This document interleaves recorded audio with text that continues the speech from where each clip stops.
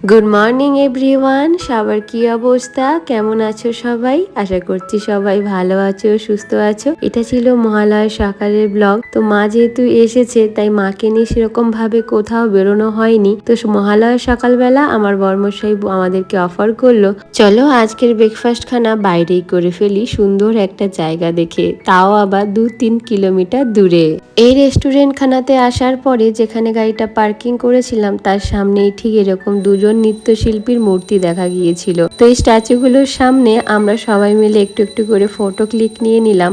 রেস্টুরেন্টের ভেতরে ঢুকলেও বাইরের টেবিলখানা সাজানো গোছানো দেখে মনে হলো বাইরেটাতেই বসে সুন্দর একটা ভিউ এনজয় করতে থাকি। তাছাড়া রাস্তার পাশে বসে খেলে কিন্তু একটু ধাবা ধাবা স্টাইল ফিল হয়, এটা ফিল নেওয়ার জন্যই কিন্তু এই ব্যবস্থাপনা। যাই হোক, তারপরে কথা বলতে বলতে চলে এলো মায়ের জন্য রাভা ইডলি, আর আমার জন্য চলে এলো পুরি সবজি, তার সাথে 2 রকমের চাটনি। তবে আমি কখনো এতগুলো চাটনি দিয়ে পুরি খাইনি। দেখো এখানে একটা সবজি রয়েছে আর বরমশাই নিয়েছে ধোসা, আর তার সাথে ছিল 2 রকমের চাটনি আর সাম্বার। ধোসাটা দেখতে যতটা সুন্দর, খেতে কিন্তু দুর্দান্ত ছিল। তাই তো সবাই মিলে জমিয়ে পেট ভরে একদম সকালের ব্রেকফাস্ট খানা করে ফেলেছিলাম, যেটা কিন্তু আমাদের জন্য ভীষণভাবে হেভিও হয়ে গেছিল।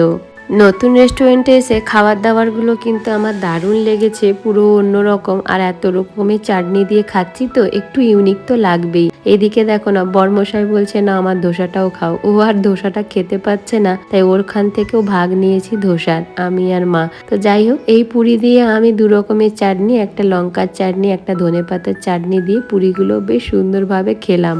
খাওয়া দাওয়া শেষে এবারে বেরিয়ে পড়লাম বাড়ির উদ্দেশ্যে। বাড়ি যাওয়ার সময় দেখতে পাচ্ছিলাম এরকম একটা মাছ মার্কেট, যেখানে অনেক ভ্যারাইটিস মাছ ছিল, কিন্তু আমি অর্ধেক মাছ চিনি না, তাই মাকে দায়িত্ব দিলাম মাছগুলো একটু ভালোভাবে দেখতে যে ঠিকঠাক আছে কিনা। তবে চিংড়ি মাছ দেখেই আমার মায়ের বেশি লোভ হচ্ছিল, আর এরকম চিংড়ি সবসময় পাওয়াও যায় না, তাই যখন পেয়েছি তাই বেশি করে চিংড়ি মাছগুলো নিয়েছি। আর মাও বললো চিংড়ি মাছগুলো নাকি ফ্রেশ, ভালোই রয়েছে, নেওয়া যেতে পারে। তাই চিংড়ি মাছগুলো নিয়ে চলে এলাম বাড়ি। সেদিন কিন্তু মাছ আমরা খাইনি, যেহেতু মহালয়া ছিল, সেদিন আমরা পুরো ভেজ খেয়েছিলাম, আর এই মাছগুলো তারপরের দিন খেলাম।